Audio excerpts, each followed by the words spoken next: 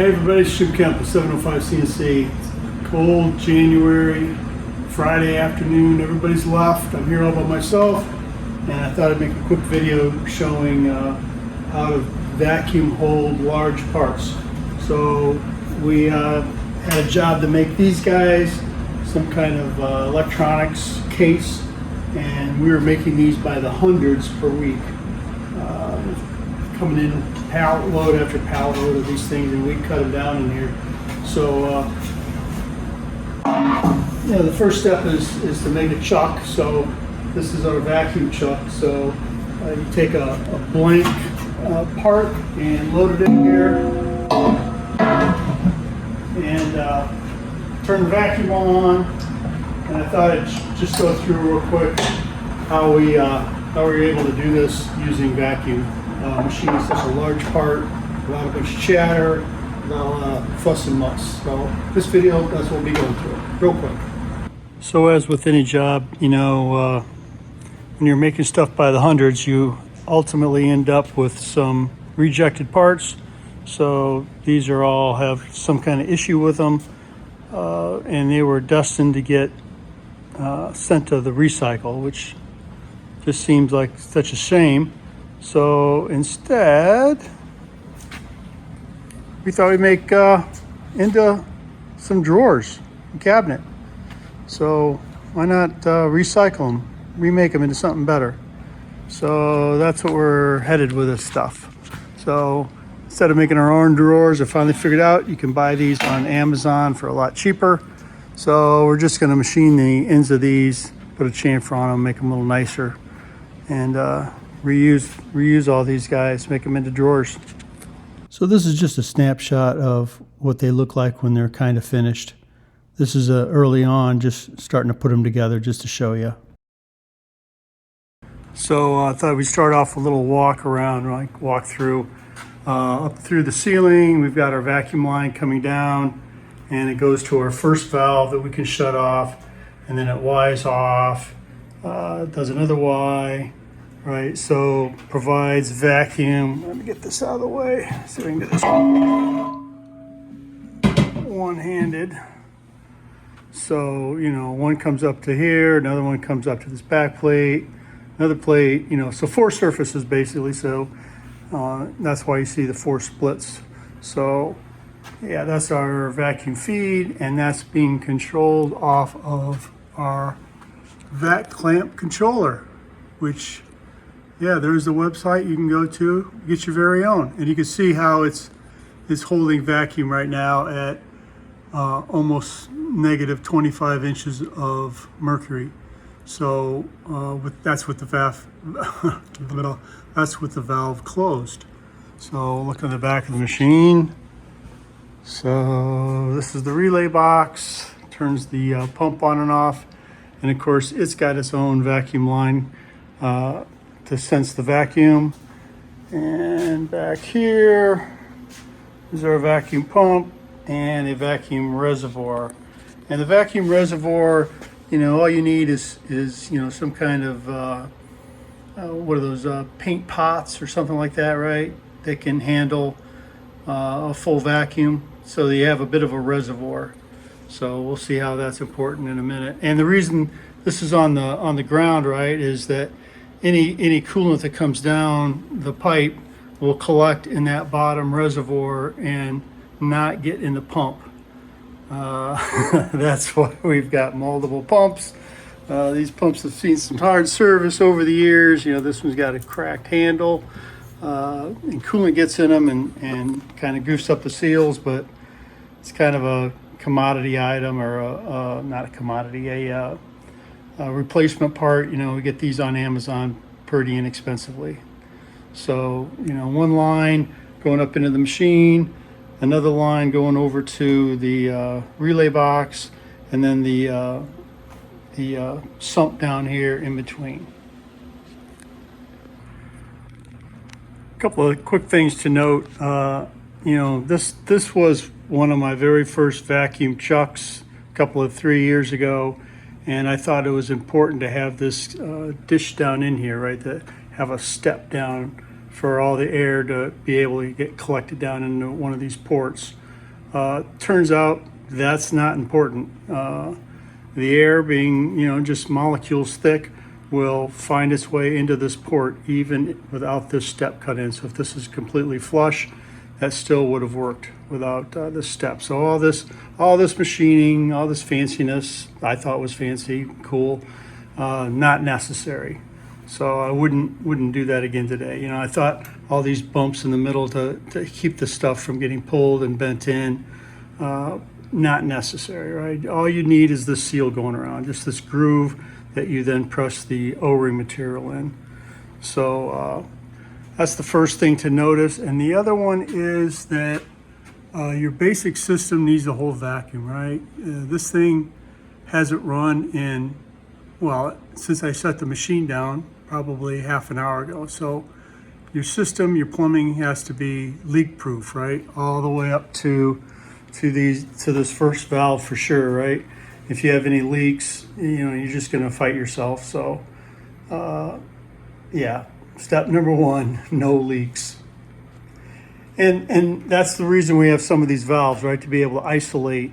Ideally there'd be a valve on each one of these, although, each connection you make into the plumbing is another potential leak point. So adding more valves is just an opportunity for more leaks, but it is really nice to be able to isolate these down and activate one vacuum surface at a time.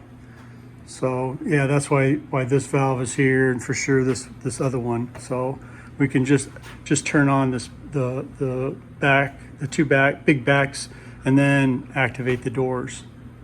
Because these parts being extrusions are horrible, right? They're not square, they're not flat, they weren't cut flat, so they come in and there's all kinds of problems. I'll show you that next. So as you can see with this part, first problem is this thing isn't square, the case itself. So the fixture is perfectly square, that's not a problem, but the part isn't. So you have to get this thing at least close enough that it can grab a hold of it, right? And once it grabs a hold of it, it's going to pull this thing into the fixture to be square. But initially, there's gaps along here, right? If I pull it against this back surface, then this one opens up, and vice versa, right? I pull this one closed, then this one's open up. And because these have no distance to them, you have to get it dang near perfect before the vacuum gets a hold. Once the vacuum gets a hold of it, it's going to pull it in, right? And the surface area of this, right, whatever it is, you multiply that times 14 pounds per square inch. Figure out the surface area in square inches, multiply it times 14, you'll find out that this surface alone will be, well over 1,000 pounds. I'll put it on the screen how much force just this surface alone pulling this thing in. And then you have this back one pulling, so they're going to pull it straight and true once it gets a hold of it. The trick is getting a hold of it. So yeah, that's next. Okay, this is kind of crazy worst case scenario. This is obviously this surface and this surface are turned off with the valves, and we're just trying to get the two main surfaces to grab a hold of it. And this is worst case. Usually, to be honest, you put the case in here, you close the doors, you may put a clamp, these two kind of guys over the top, right, to try and pull them into the doors. But short of that, then you just reach back and turn the valve on, and it sucked it down. Let me show you the gauge up here, but it went from 25 down to 20 inches of mercury. So didn't even turn the pump on. We used the reservoir in the back for all the vacuum we needed. So this guy, now we can pop all these clamps off, and the thing will be sucked down to those two surfaces, right?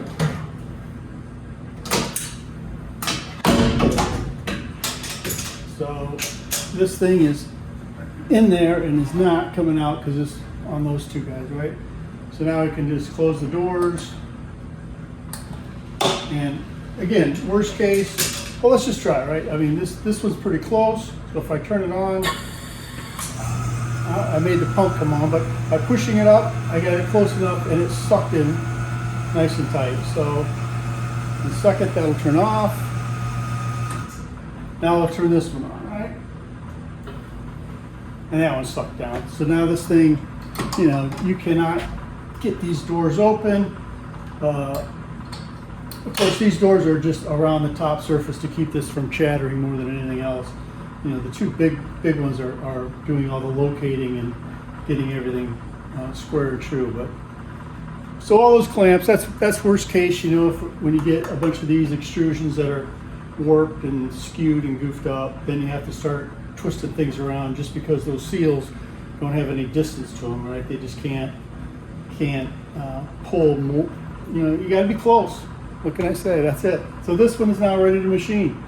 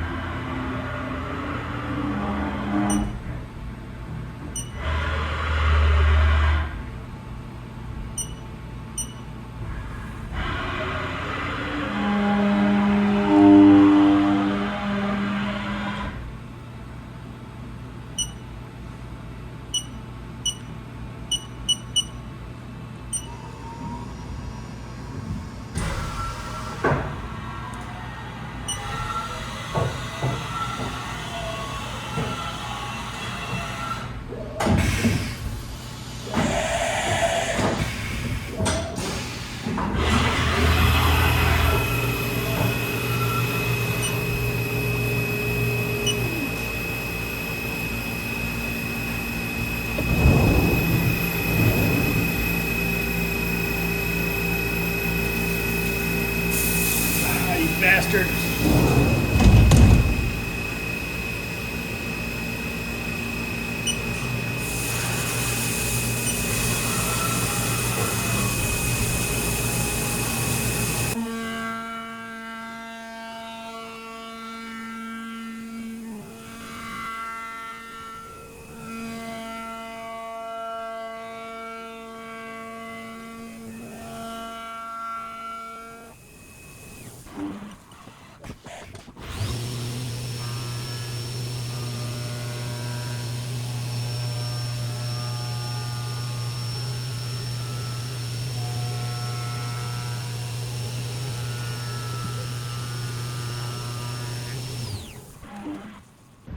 One thing to make sure of is that all your fittings are the same style, right? So you can see the one on the right says it's got a 6 on it, right? So 6mm tubing.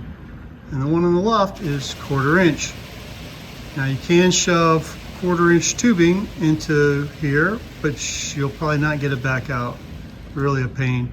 So if I find any of these things, I throw them away and save just the 1/4 inch, because we've got 1/4 inch tubing for everything else. So trying to standardize on just 1/4 inch. So just another tip, don't mix different styles.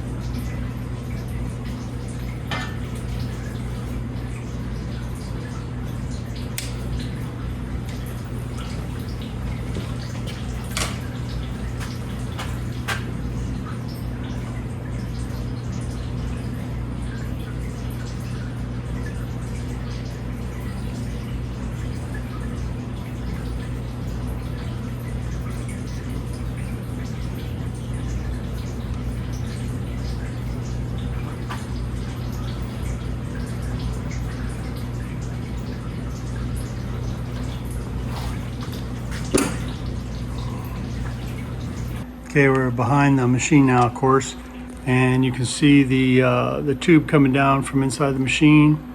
It comes down and does a couple of spirals before it goes into the reservoir or separator, whatever you want to call it. A tip is don't use colored tubing like blue or black because you can't see inside the tubing on what's going on. So put the reservoir on the floor, you know, a lower level than the pump, so that coolant has a harder time getting into the pump. You can also see down here in the tube itself, you can see coolant, and notice how it's moving.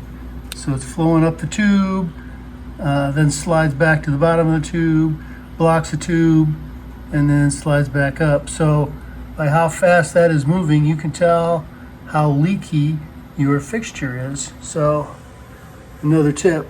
So make sure you use one of these separators though, otherwise you'll get coolant in your pump for sure. And then worst case, you get it up and through the tube that's going over to the sensor. And once you contaminate the sensor, you're really screwed. The vacuum pressure sensor, I should say. So yeah, we could look at this tube. It comes over, goes around, and comes up to the relay box, and you never ever want to get coolant up into the sensor, which I've done before and ruined one of them. Once you get coolant in there, it's impossible to get it out, and it really goofs up the sensor. Even with all that leaking that I just showed you, you can see the gauge really isn't moving. So it looks bad back there, but with the reservoir separator, it takes a long time before it leaks down and the pump comes back on. So with this leak, it's probably 5-10 minutes before the pump comes back on. Okay, I thought I'd finish up the video here with a close-up so you can actually see how this works when the vacuum sucks down. So I've got the line coming from the pump over there, goes to a main valve here.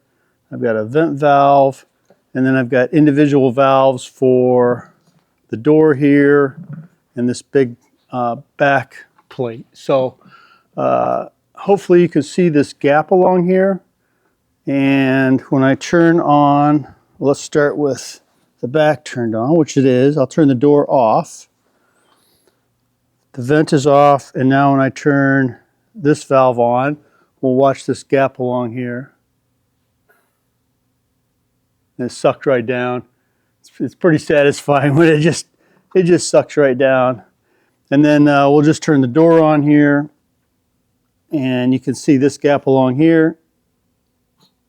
Just boink.